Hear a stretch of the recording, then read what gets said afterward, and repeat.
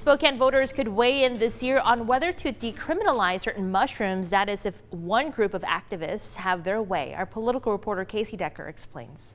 Decriminalize Spokane is a movement to end criminal penalties locally for psilocybin mushrooms. It's our version of the broader national push to make using the psychedelics easier.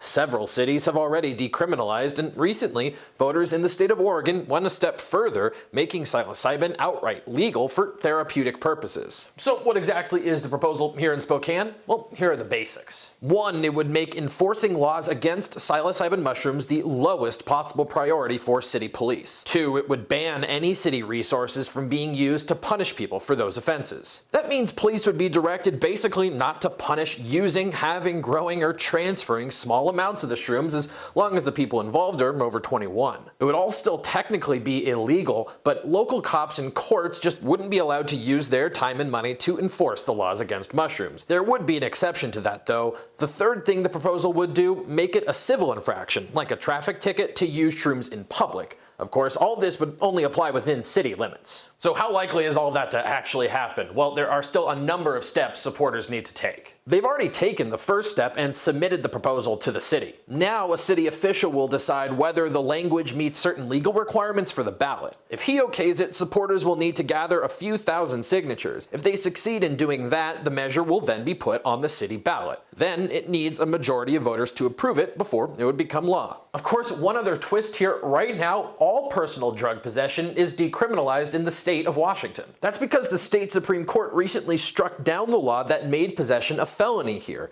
and that law hasn't been replaced yet. That, naturally though, may change. Casey Decker, Crem 2 News.